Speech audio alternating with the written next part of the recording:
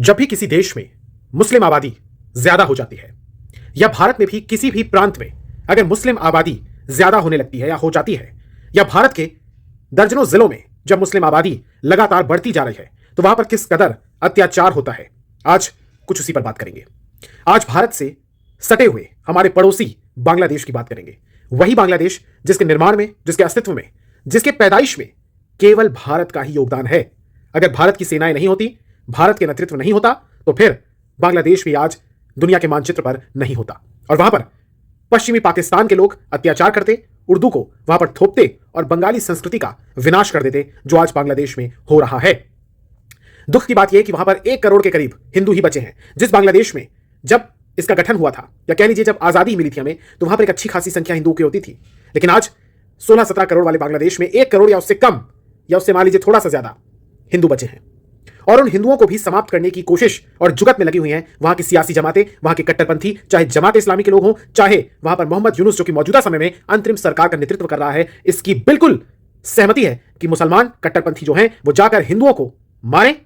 चाहे वो फिर दीपू चंद्र हो जिनको सिर्फ इसलिए मार दिया गया क्योंकि वो हिंदू थे, उनको नग्न करके कपड़े उतारकर उनको जमीन पर लेटाकर मारा गया और फिर भीड़ का यहां भी मन नहीं भरा और उसने दीपू चंद्र दास को भालुका नाम की जगह में, जो कि ढाका से कुछ ही मील दूर है, वहां पर पेड़ पर लटका दिया और अल्लाह अकबर के नारे लगाए गए, धार्मिक नारे। वो वीडियो आप सबने देखा होगा, मैं दिखा नहीं सकता लेकिन उसके स्क्रीनशॉट आप तस्वीरों पर देख सकते हैं, अपनी स्क्रीन पर देख सकते हैं। एक और खबर आई कि एक गोविंद नाम का रिक्शा चालक जब किराया मांग रहा है तो वहां के मुस्लिम जो सवारी थी उसने उसको रॉ का एजेंट कहा, इंडिया का एजेंट कहा और उसके हाथ पर कलावा बंधा हुआ देखकर उसे जासूस कहने लगा और फिर पिटाई की उसकी। बांग्लादेश में ये सिर्फ 2 घटनाएं अभी हाल फिलहाल में आई हैं बीते 24 से 48 घंटों में। जम्मू कश्मीर में कश्मीरी पंडितों के साथ क्या हुआ था 90 के दशक में, यह हर कोई जानता है। रातों रात लाखों कश्मीरियों को या तो मारने का या धर्म परिवर्तन करने का ऐलान किया गया और फिर या तो उनको मार दिया गया या वो पलायन करने को विवश हो गए, अपनी ही धरती से, अपनी ही जमीन से वो भारत के अन्य हिस्सों में आने को विवश हो गए।